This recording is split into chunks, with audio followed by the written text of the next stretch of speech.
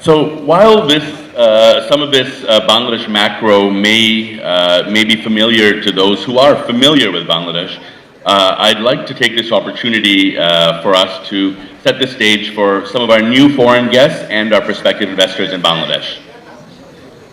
So as you can see, remittances are a big driver of Bangladesh's growth and a large contributor to the foreign exchange reserves of the country.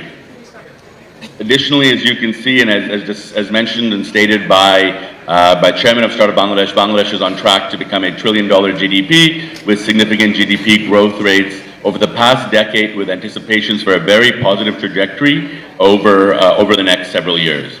So Bangladesh's macro remains compelling, there's no doubt about that. Our trajectory continues to be attractive and remittances continue to be robust. We have one of the youngest median populations across the world, with 42% of the population under the age of 25 and 63% under the age of 35. This is important for us within the startup ecosystem because this is a digitally engaged, mobile first, or perhaps mobile only, perhaps more accurately, mobile only population or generation. And I think this gives us a very unique opportunity for us to capitalize on that with new technologies and new solutions to solve problems through digital and technological means, and startups are able to fill that vacuum and fill that opportunity set.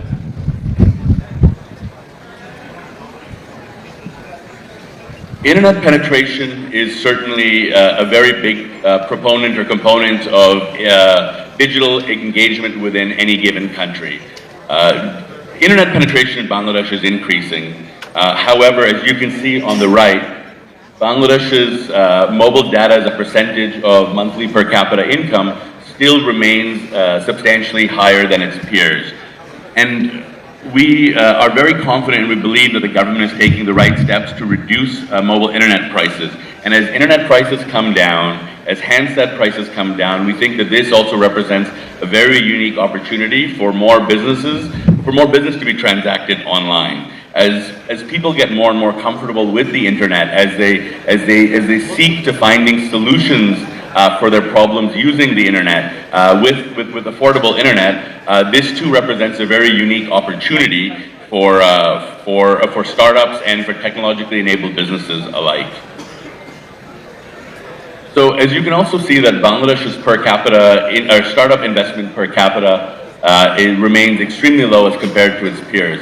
But we believe that's changing. We believe that we're at the inflection point of a very unique opportunity for us to attract more attention, not just from the startups themselves that are doing very unique and interesting things, but also through the policy changes and reforms that we're seeing that are supporting the growth of the internet ecosystem, if you will.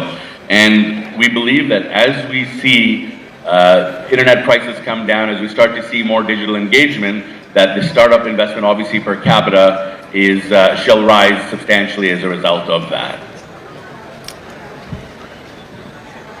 So Bangladesh, if you look at it from a more granular perspective in terms of what the startup ecosystem has done so far, we've raised about $1 billion primarily from international sources.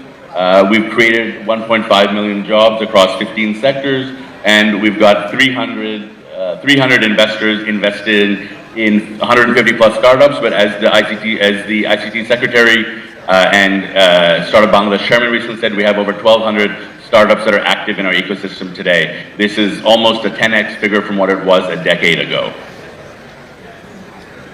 This is a quick picture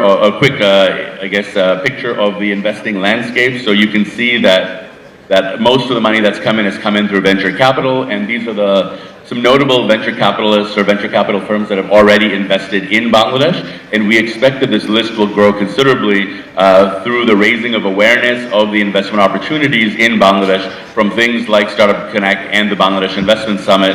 And the startups themselves, I think, are working very hard to attract foreign capital by promoting themselves to a much wider audience. Now, generally, a big question for us, or a big issue for us within the startup ecosystem for Bangladesh has been a nomenclature problem. So Bangladesh does not necessarily fit within the definitions of MENA, they don't fit within ASEAN, we fit within this silo called the Indian subcontinent. And so we really, we really had to sell ourselves.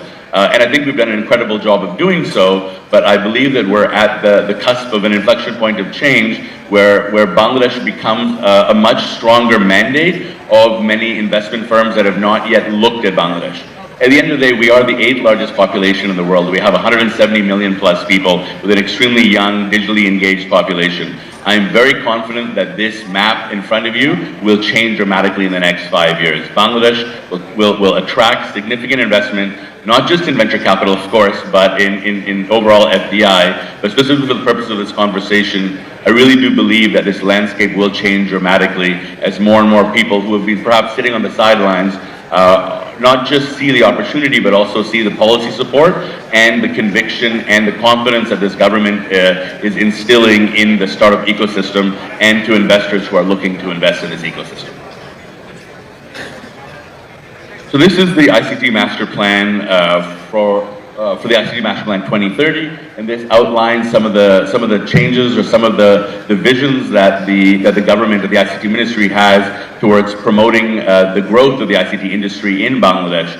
Obviously, startups play a role in that, and obviously startups are beneficiaries of this in many ways, in the sense that, as the government promotes skills development, this also leads to a massive opportunity for startups to benefit from high quality digital skills in terms of software engineers, developers, content creators, and specialists that perhaps did not exist today, or perhaps we did not have a sufficient enough supply of top quality. And so as a part of the ICT Ministry's roadmap, a lot of these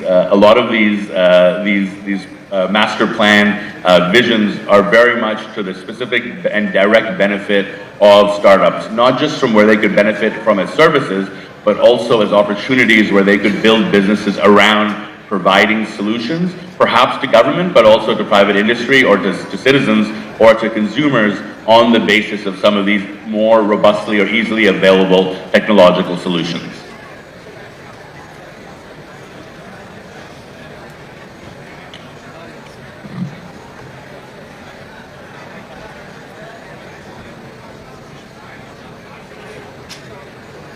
So these are some of the programs that the ICT Ministry has been focusing on in terms of promoting opportunity sets for creation of entrepreneurship in terms of startups and SMEs through the training and through the development of young entrepreneurs and I guess students to be better prepared to set up their own businesses. So for example, the Bangladesh High Tech Park Authority is an example which obviously aims to create an investor-friendly landscape for startups and technological businesses alike. IDEA project is one that I think is very, very well worth mentioning. It currently, in its current shape and form, in its truest form, is meant to be an ideal opportunity for lead gen for organizations like Startup Bangladesh and other venture capital, where it provides early grants and support to budding or aspiring entrepreneurs who may have their respective tech or SME or startup businesses, which could then scale into larger opportunity sets and then receive startup funding from venture capital or privately organizations such as Startup Bangladesh. So Startup Bangladesh has been working through the very kind assistance and support of JICA to do the feasibility study on a fund of funds model, and we're pleased to say that significant progress has been made in that regard. So we believe that by launching this fund of funds model, it provides an opportunity for attracting international venture capital firms who operate at world-class standards or at global standards of venture capital to not just participate in the Bangladesh investment ecosystem, but to use that as an opportunity set for them to promote Bangladeshi startups to their LPs, to their investors who may not necessarily have had Bangladesh as a part of their mandate. And so we really do believe that the fund of funds model has a much wider benefit approach than just providing capital to these venture capitalists. We believe that this can actually bring about a network effect that allows for the mobilization of significantly higher amounts of capital because because of the international nature of some of these these venture capitalists that we ideally believe would participate in the fund of funds model.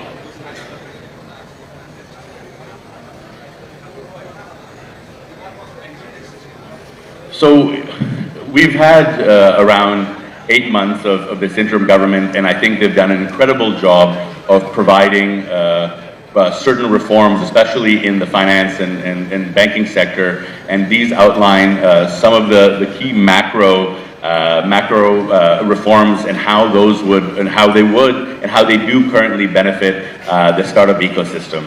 The two that I would like to specifically draw attention to are the ones at the bottom that primarily speak to the recent announcement by Bangladesh Bank, and we are very grateful to the central bank governor and his colleagues for recently issuing a circular that not just permits for overseas investment by startups, but more importantly allows for share swaps. And this gives us the opportunity set for us to consolidate cap tables for investments and to provide a much more global and streamlined investment ecosystem that is on par with our respective peers. This allows us to mitigate a lot of questions and challenges that we've had to face with international VCs in terms of maintaining two different levels of cap tables. And this allows us not just to motivate our founders to own different forms of equity, but also allows us to essentially promote ourselves to a different level of venture capitalists that may not have necessarily considered investing because of some of these challenges. So we are very grateful to the central bank for these recent changes. Thank you. So we're back to me. I thought I'd take this opportunity to talk a little bit about my journey in terms of the experiences that I've had within the startup ecosystem as one of the earliest advocates and angel investors. So as I said, I moved to Bangladesh in 2006, and I've been in Bangladesh for about 18 years. I've made about 60 plus investments in startups globally and 17 investments in Bangladesh to date. And so these are some of the portfolio names that I've invested in amongst others. But the reason why I bring up some of these names are that, the startup ecosystem in Bangladesh has certainly had its fair share of ups and downs, just as any ecosystem does, especially ones that are in their nascent stages. So, if you look at a business like ShopUp, which has gone on to raise significant amounts of capital and, could be a very important, I guess, a very important sense of pride for us in the Bangladesh startup ecosystem. They have iterated their business model 4 times before stumbling on where they are today. And so this is no different than in a startup in Silicon Valley or in London or in New York. Startups require iteration. We require dynamic founders who understand the business models and understand when they have to change. And so we've had obviously our ups and downs in the ecosystem. We've had challenges with funding. But another example I wanted to point out is our experience with Pathao. So we were one of the first investors in Pathao in 2016, I believe. And we had an opportunity to take an exit within 24 months of our investment. So we essentially turned our $300,000 into $7 million within 24 months. Now, we didn't do that because we didn't believe in the ecosystem. We did that because it sent a very important signal to our LPs, to our investors, that there are exit pathways in Bangladesh, that Bangladesh is investable, that Bangladesh is an opportunity set, that it's not that you can invest, but you can also find ways to exit. Obviously, as you may appreciate, exits are just as important as investments to financial investors. So by that token, by us doing a proof of concept, it really did instill some confidence in investors that yes, there are opportunities for us to exit. And I really do believe that there are significant opportunities as we work with the regulators to see how we can list Bangladeshi startups that may experience significant growth, and work with BSAC and with the finance ministry on how we can promote a wider class of high quality startups to list in the coming days. The one thing I want to end on in my keynote is that as I'm born and raised in Canada, I've been very privileged to have a very privileged life. I am in Bangladesh because I want to be. I am here because I believe it is the most exciting, not one of the most exciting opportunity set in the world today. And I think amongst that opportunity set, the startup ecosystem represents a really unique opportunity. It's a very nascent, very early stages opportunity set that I would really urge international investors to explore and consider as we start to attract more capital, as our population starts to become more digitally engaged, as this government works towards reforms that would reduce internet prices and increase digital engagement. There's no doubt that the Bangladeshi internet ecosystem will experience significant growth in the coming days, and I want to use this opportunity to invite you all to join us on this journey. Thank you very much.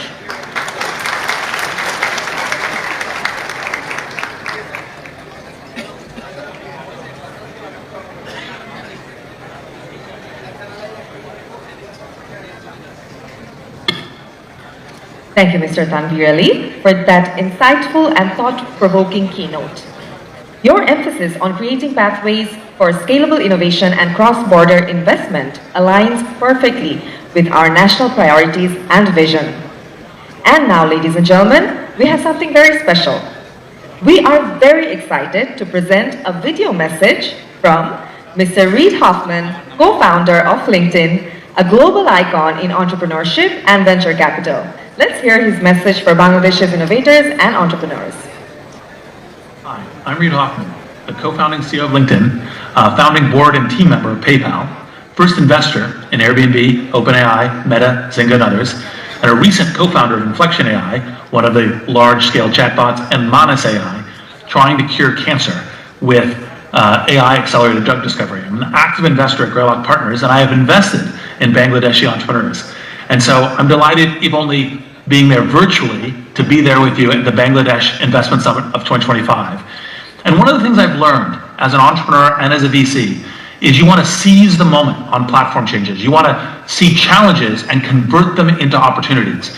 And part of what is there in front of you with this amazing workforce in Bangladesh, who is, very entrepreneurial, driven, grit, intelligent, is to seize this chance to become essentially an AI nation, an AI workforce, to have AI help elevate the talent in learning new skills and capabilities for new kinds of companies and projects, but also to make that into a kind of a leading force in making companies that have regional and global impact. And we'll be deploying such things as Iconic University and other kinds of first of its sort, creating that amplification of human talent, that where AI is amplification intelligence, and seizing this moment and this kind of platform change to make an opportunity and to make your own opportunity. So I cannot wait to see what comes out of this investment summit. Now that was very inspiring to hear. Ladies and gentlemen, now it is my pleasure to introduce the inaugural plenary panel titled Empowering Innovation, Connecting Opportunities. This discussion will focus on the powerful intersection of policy, capital, and innovation in shaping the future of our startup ecosystem. Please join me in welcoming our esteemed panelists on the stage. Mr. Chowdhury Ashik Mahmud bin Harun, Executive Chairman, BIDA. Mr. Faiz Ahmed Taiyeb, Special Assistant to the Honorable Chief Advisor, ICT Division. Dr. Ahsan H. Mansur, Governor, Bangladesh Bank. Mr. Shish Haider Chowdhury, NDC Secretary, ICT Division and Chairman, Startup Bangladesh Limited. This panel will be moderated by the dynamic and visionary Ms. Sadia Haque, CEO of Sharetrip. A big round of applause for all of them, ladies and gentlemen.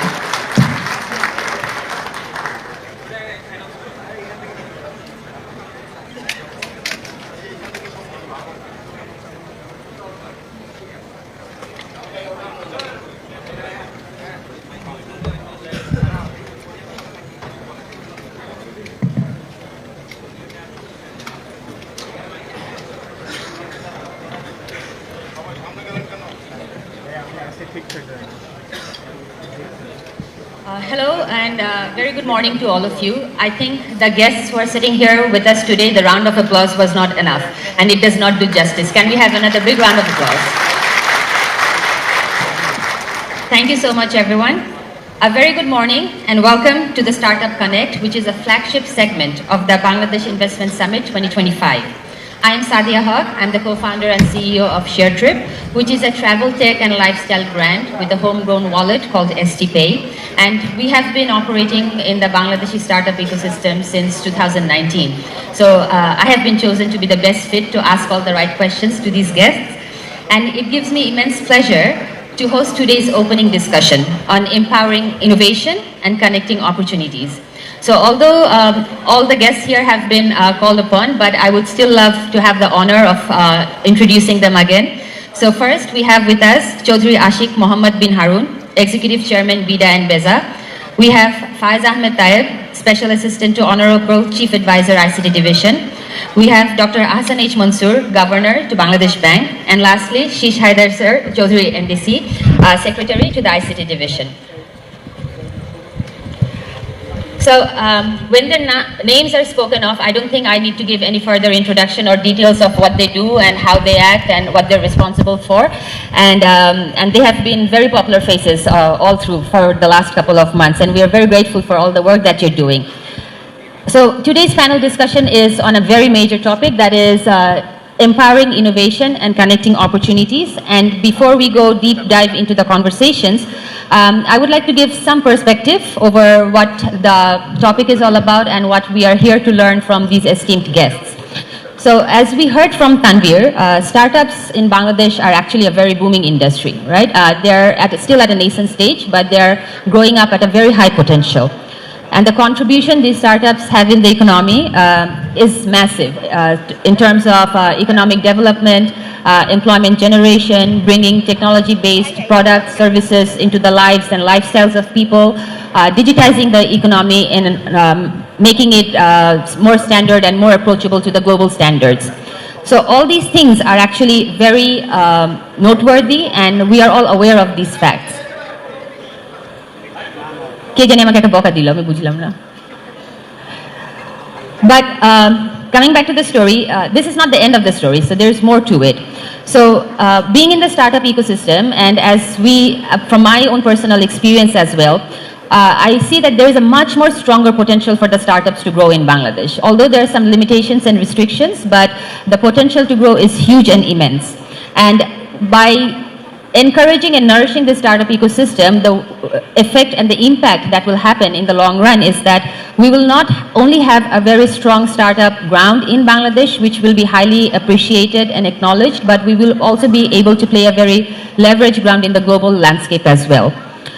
So the objective of today's panel is to identify from all of you what your thoughts, your plans, your visions, the things that you understand about the startup ecosystem, and how we can actually flourish the startup ecosystem of Bangladesh to a much more larger landscape altogether. So I'm sure that everyone is more interested to hear from you than listen to my discussions or my topic. So I think I'll start my first question with you, Ashik, if it's okay. To start with, Bangladesh has no shortage of entrepreneurial talent, but foreign VC funding still lags behind. What could Bida do to help change the narrative, including streamlining the investment process and/or advocating for regulatory certainty, which could lead to higher international VC investment into the local startups? It's a big question, but take your time. Thank you. Thank you very much. Look, so as part of my introduction, I come from private sector. I've just joined the government about 6 months ago, and I was actually in investment banking, which is the other spectrum of startup ecosystem. So my understanding on startup is not necessarily as deep as yours or majority of the crowd who's sitting here. We are going through a very transformational time. As you all know, that the country has gone through a change, and we do have this once-in-a-lifetime opportunity to potentially change a lot of things that were just given for our ecosystem. Let's take examples like, very trivial examples, like trade license, which apparently is a very big challenge for young businesses to start doing business in Bangladesh. The questions that we really need to ask is not necessarily how we streamline the trade license process, but start from, do we even need a trade license? And if we do need a trade license, is it like a birth certificate that we give to a company only once in their lifetime and not have them go back to the city corporation every year to renew the trade license? I'm giving you a very, very trivial example, but that is how the baseline currently is. That is how low and deep we need to go into to ensure that we create an ecosystem that is much easier for businesses to operate. So Bida's role generally, I see this year, is primarily to reform and fix the investment climate and fix these many problems that a startup or an ecosystem player has in starting a business and then potentially raising funding from the global markets. The other piece, which is part of what we're doing today, with the help of ICT Ministry and Startup Bangladesh Limited, is potentially bringing in the investors in this country. A lot of times from my previous experience, what I've seen is once someone lands in Bangladesh physically and interacts with the community, interacts with the startups, interacts with our youth, the perception they had from desktop research dramatically changes. And that's what we need to probably continue to focus on as investment promotion agency for the government, is how do we create that bridge between the assets we have in country and the potential liquidity that's available globally. So that's the role I see Bida taking this year and another next 12 to 18 months. I can give you another full set of lists which Bida can do for us. Faiz bhai, I think I will move on to you now. You have been talking a lot about data protection, personal data, etc. So my question is, personal data, we all know that it's an extremely important topic. It's important for businesses, it's important for startups, it is also important as a citizen of a nation. So what steps is the ICT Ministry taking in regards to personal data protection or data protection overall? Yeah. As you rightly mentioned, that Personal Data Protection Act is very important, and the government has a serious focus on it. So we have been working on the draft version of the Personal Data Protection Act. There were a lot of concerns from the business community, from local and across the border.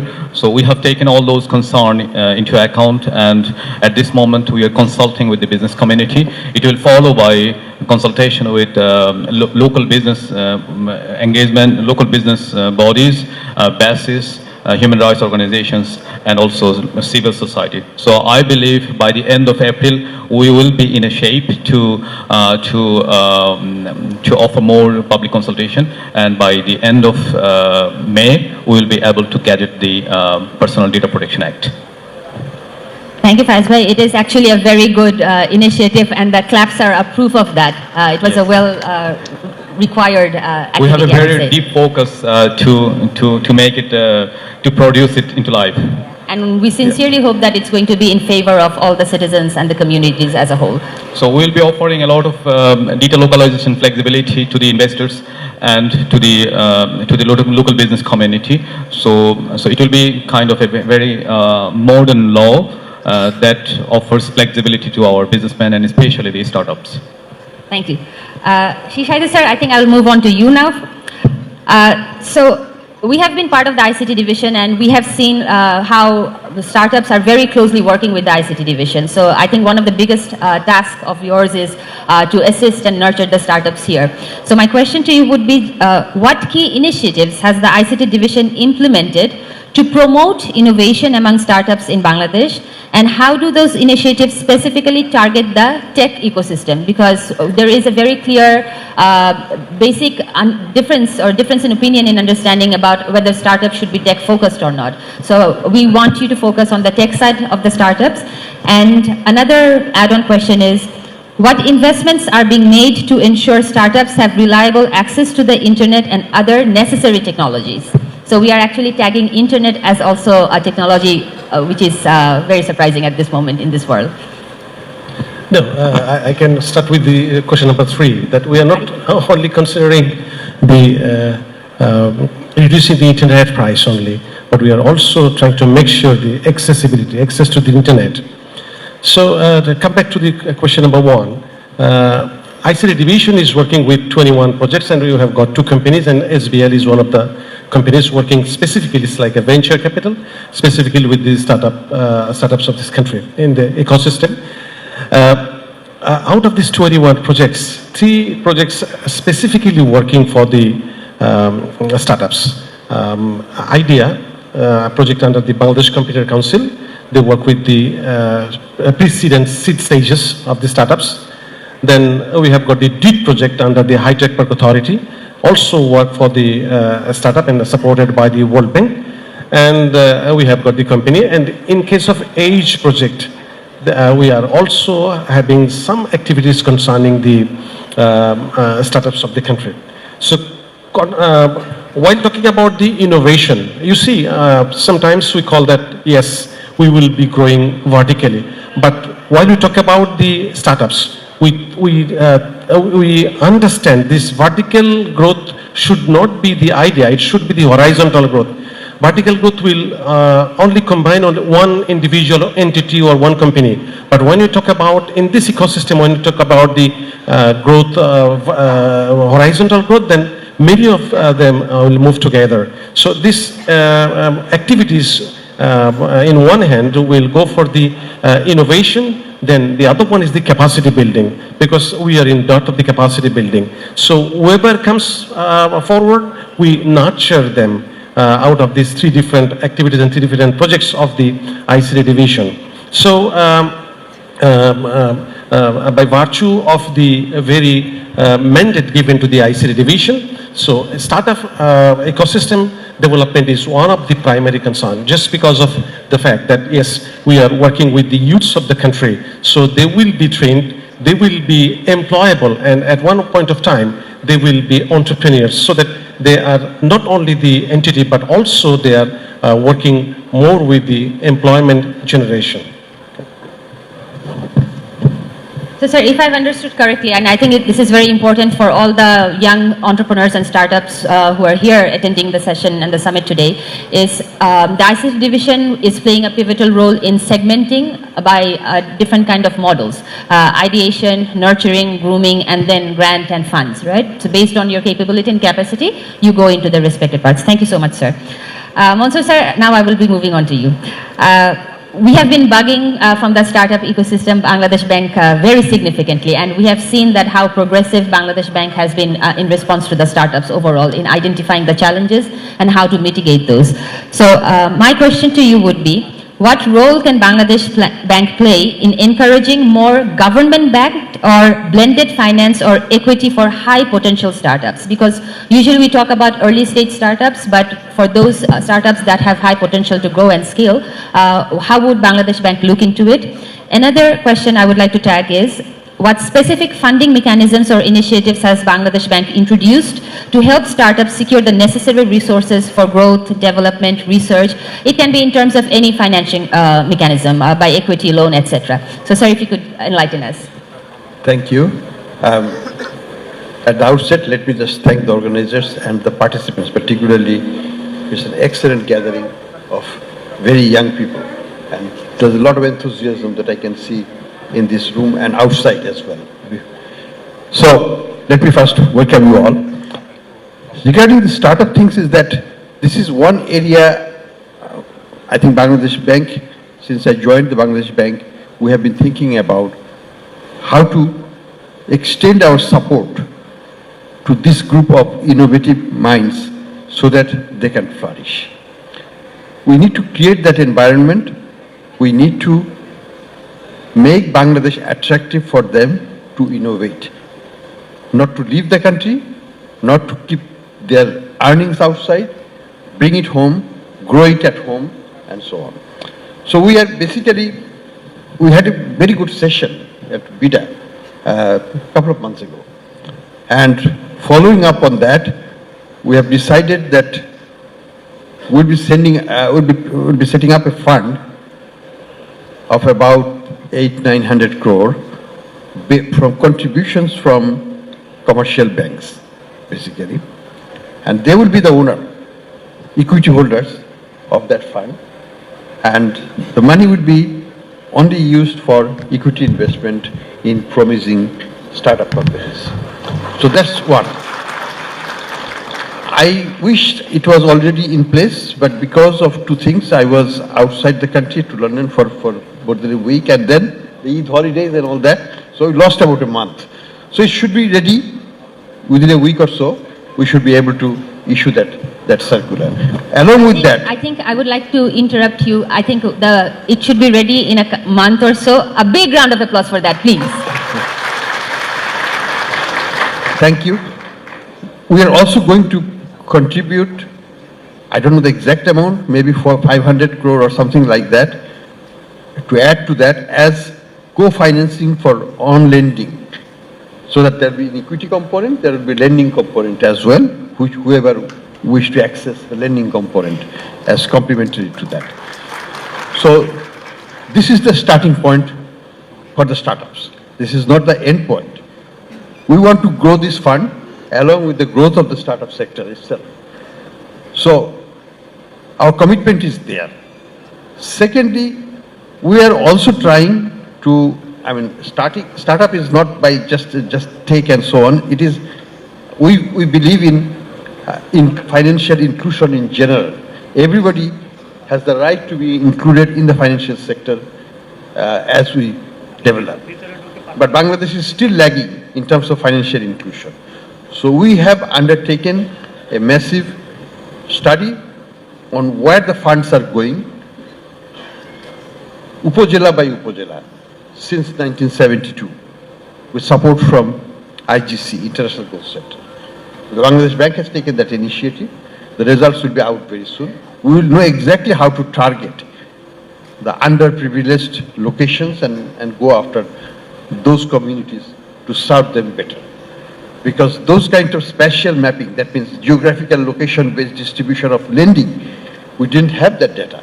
We weren't going to get that. We can also link it with that startup things, because we don't want, with the spread of internet and the communications as they are now, there is no need that our innovators and our participants in the global outsourcing business should be in Dhaka or should be in Chittagong and so on. They could be anywhere in Bangladesh, any corner of Bangladesh. Our financial sector needs to reach out to them. Our technology needs to reach out to them. Our affordability of technology must be commensurate with their income so that they can afford it. So all those things must go hand in hand to make this industry successful.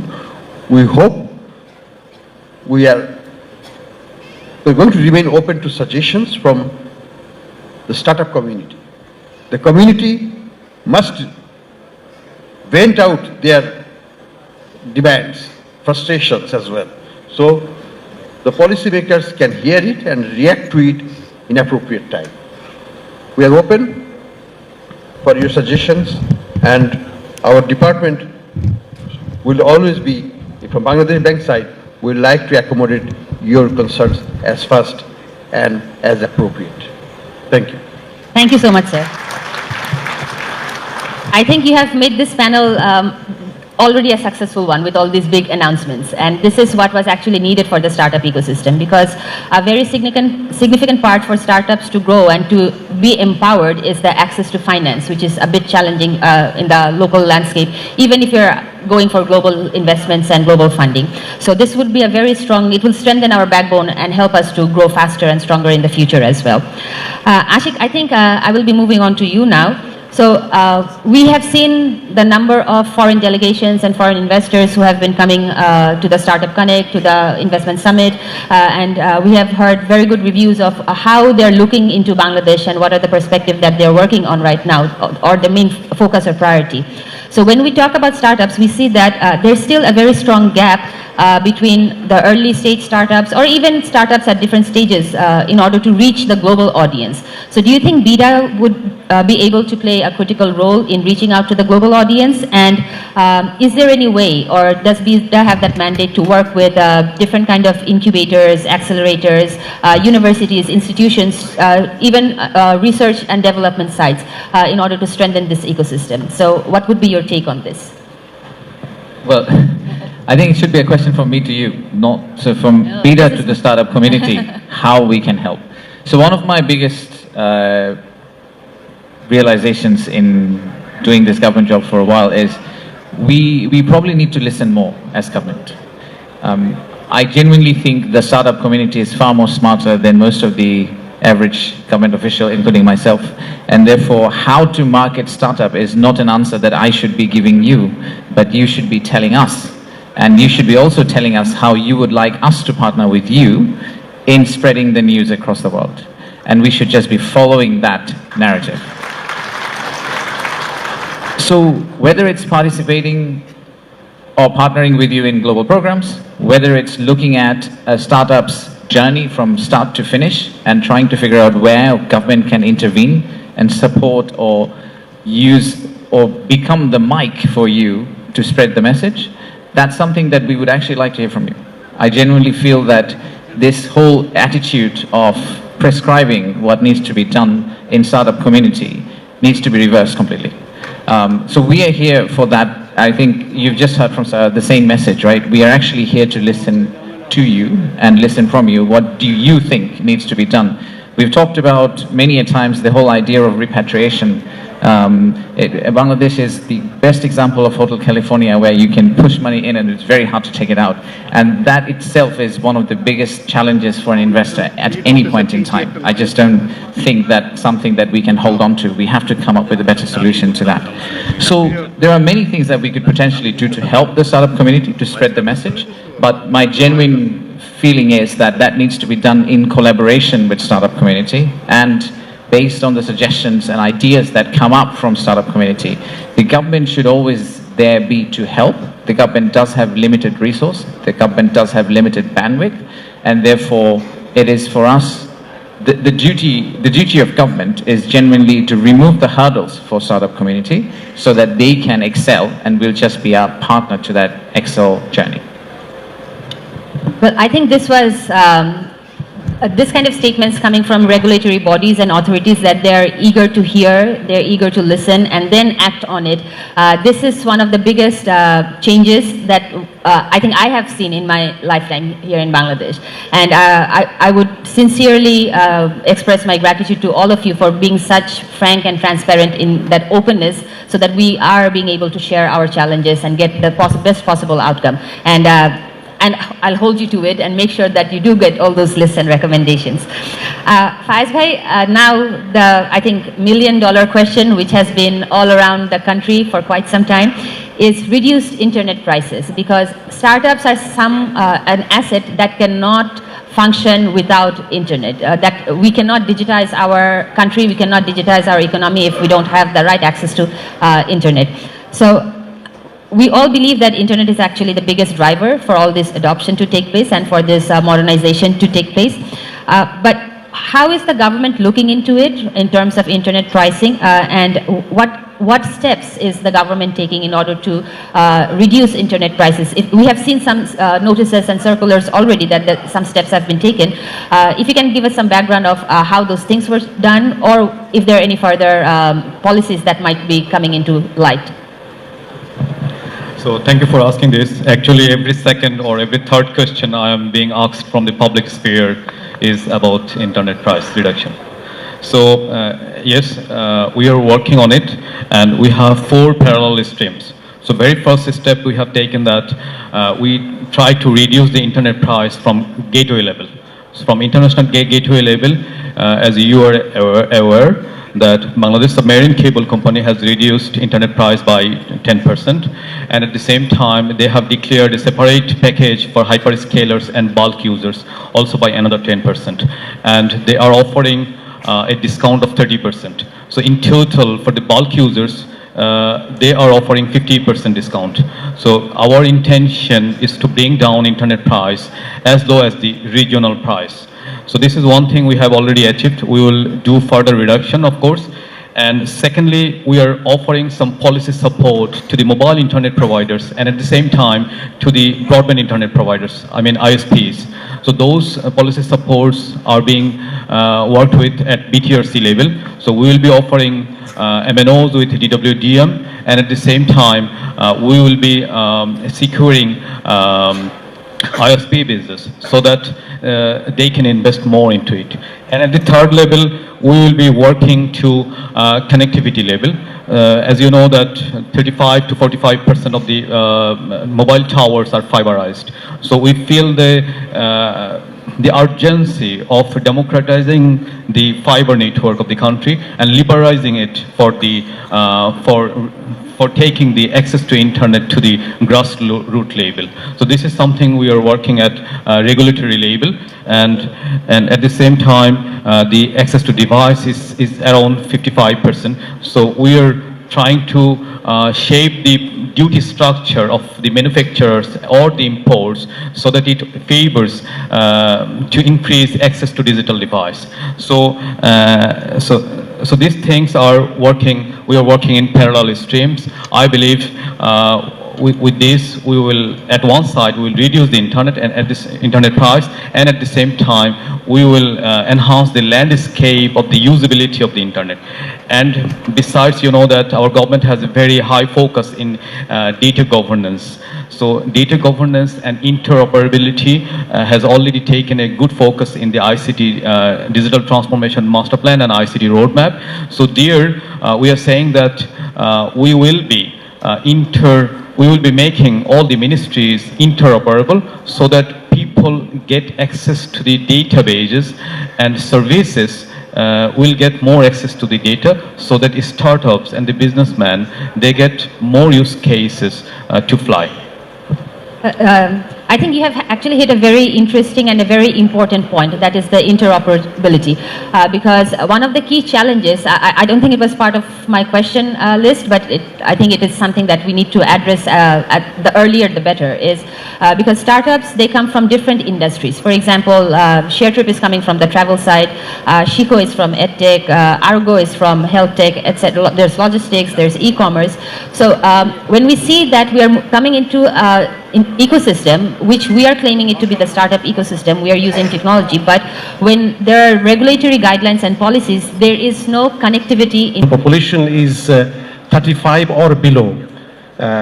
So this is a very big advantage. And the another one is a very strong capacity of adopting the changes on the part of the Bangladeshis. Bangladeshis are not only the resilient to the disaster situation, but also whenever we find any change, it can be adopted by the Bangladesh people immediately. So that a strong legal support is required for them. So ICT division can be a pivot, but we are also thinking of a digital authority who can be the pivot. So the respected special assistant was mentioning the personal data protection ordinance, which will be supporting the things. Now, concerning the other issues, we are having the flagship venture capital here, Startup Bangladesh Limited. National ICT policy is one issue, wherein simplifying the business registration, intellectual property rights, tax incentives, and sandbox environments are all these issues. Concerning the high-tech park and incubation centers, you see, I was mentioning a DEED project. DEED project is also working with the innovators and nurturing their activities. So this high-tech park is now working, focusing, of course supported by the World Bank, focusing on the startups so that they will not be eliminated. They will be retaining themselves. Though if you talk about the startups globally, you will be finding a number of startups eliminates after a certain period of time just because of very logical reasons. But in our country, these projects are trying, especially the DEED project is trying to retain them till they can sustain. Then digital entrepreneurship ecosystem strategy, this is also underway. And you asked about the AI. We are working with the national AI policy supported by the UNESCO. Those things will be very much in place within a short span of time, and afterwards you will be finding that a number of sections will be focusing on the entrepreneurship things so that their interest is well protected. Thank you. So this is actually very great to hear that a lot of new initiatives are actually being taken place, and as the days go, very integral part so that we can also enjoy the benefits of all these technological assets that the ICT division is working on. Mansur sir, my next question is to you. As I've mentioned before, that we have been really making third world countries and the first world countries. The distinction between the high income countries is that they are, for the most part, their capital accounts are liberalized. Things can move easily and they get the benefit of that movement.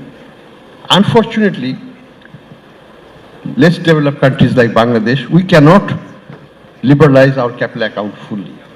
That's a fact of life. That's something that we have to live with. But that being said, we have to start somewhere. It doesn't mean that we are condemned in that way to stay forever. as our economy grows, as our trade relationships grows, we have to think about our investment relationship as well. The global economy is more and more driven not by trade, but by investment. The underlying investment is what drives the trade. So, trade is a manifestation of the underlying investments that has already happened. So, we need to be cognizant of that fact, that Bangladesh investment regime cannot be solely based on Bangladesh territorial limitations. We have to send our flagships as well as our flag carriers, whoever they may be startup, to take our Bangladeshi flag and post it in Dubai or in Singapore or in any other place that is worth of mentioning. So we feel that we need to open up. Of course, we cannot do it in one go. We have to do it in phases. So this is one modest step, I would say, where a generalized provision has been given, not the case by case, which is normally the case in Bangladesh. It's a generalized, this is the first generalized provision. Let me tell you one thing. In Bangladesh, there was a regulation that anybody who wants to send money, royalties, dividends, this, that, they have to come for approval in Bangladesh Bank. Since I joined, I removed that clause. I said, Bangladesh government has already committed that investors, foreign investors investing in Bangladesh can take their money as and when they want to do it. There is no restriction whatsoever. Why should they require approval from Bangladesh Bank in that case? That is superficial. We have a policy already in place. So our banking system, our commercial banks, AD branches, there are authorized dealers, they can follow those regulations and approve the transactions. So even big companies like Chevron and others, they were not aware of those things. They came and say, well, we are not getting, there is no restriction. You go and ask for your, give your taka amount and you take your dollar out because you are a foreign investor. The policy is there. Our banks will honor and disburse the fund in line with the policy. Why should Bangladesh Bank be approving the same policy case by case again and again and again? That is superficial. We will make an oversight role if the banks are doing their job properly, if there is any irregularities in that, if there is any money laundering in that case.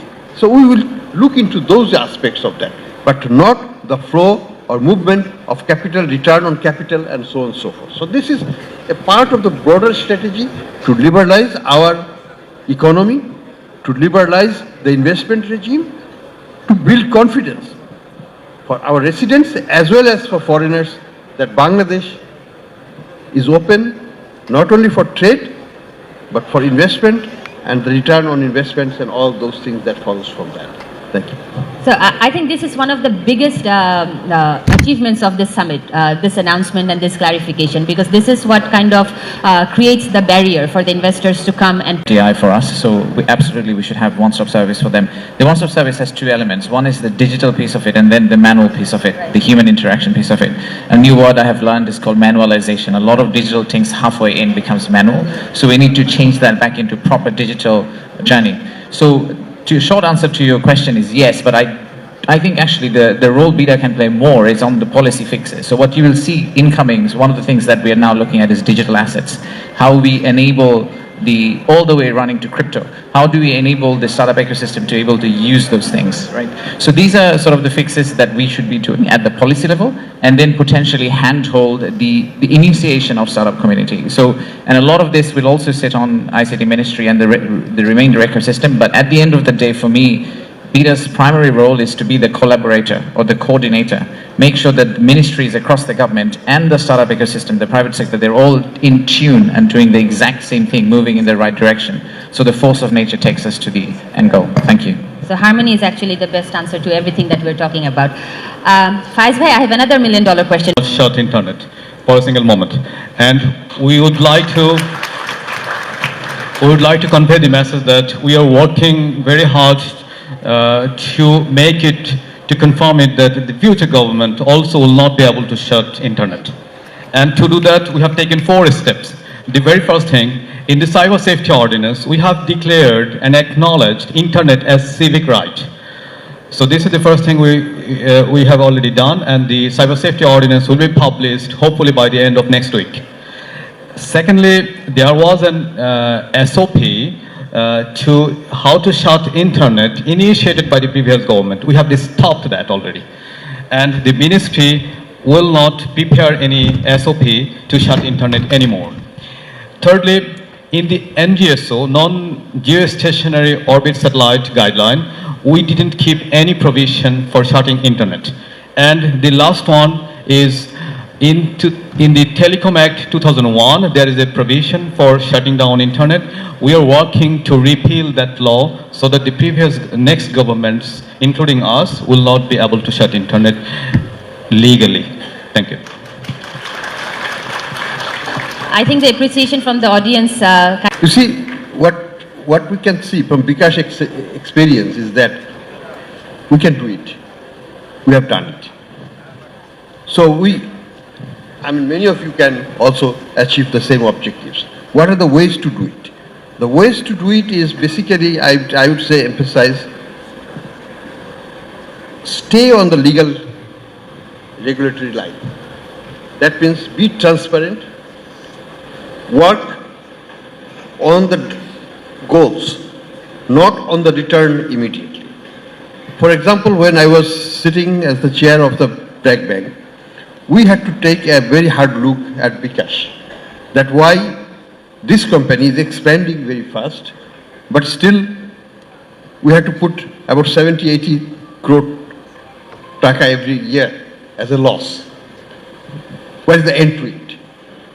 The message is that the findings that we got from our review by Boston Consultancy, which we funded from the bank, not Bikash funded.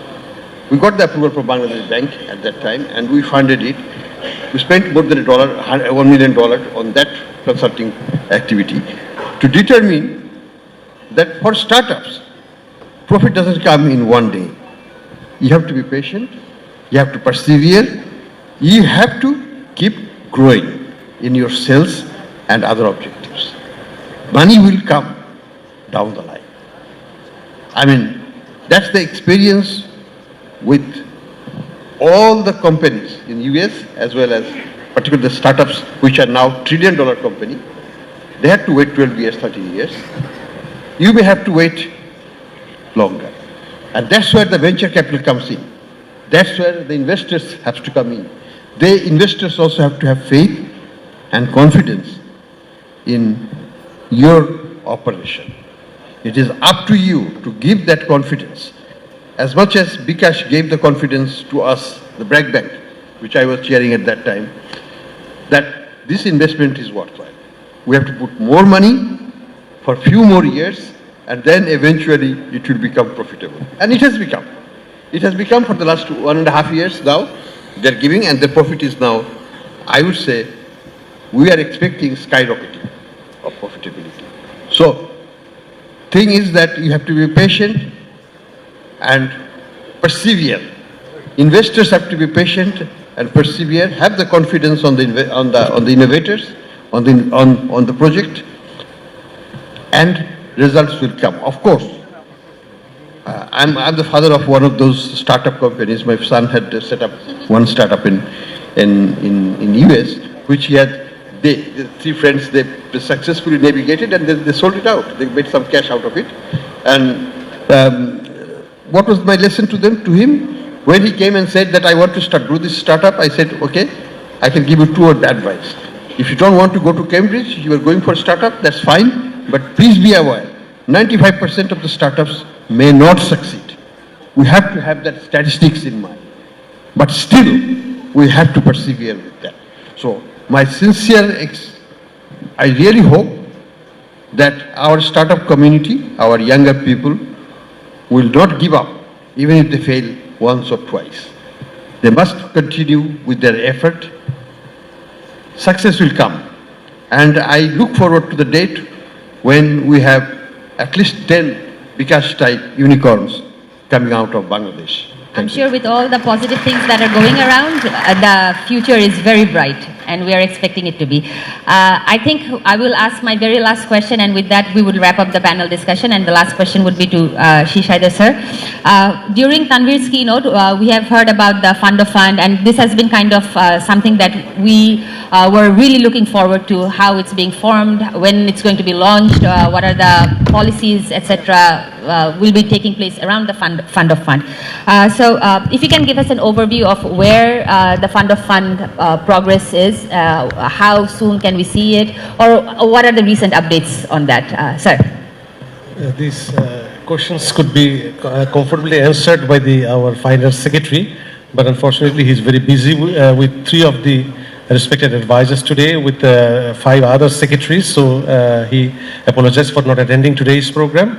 But he said something. Before I come to his declaration or his view, I would like to announce that 4 of us, just before entering into this conference venue, inaugurated the $1 million venture investment by Incepta, represented by More. So this is one. And this is basically, I don't know whom they basically followed, but we have seen the huge venture investment by the PSRM as well. Concerning the finance division's support to us, last year we had got 100 crore Dhaka support. This year also having the similar commitment from the finance division.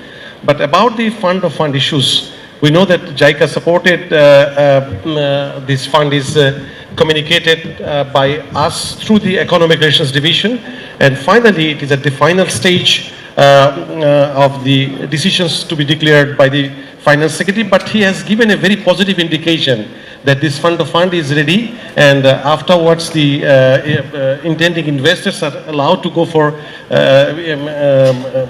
applying their intentions to our system immediately after this program is over.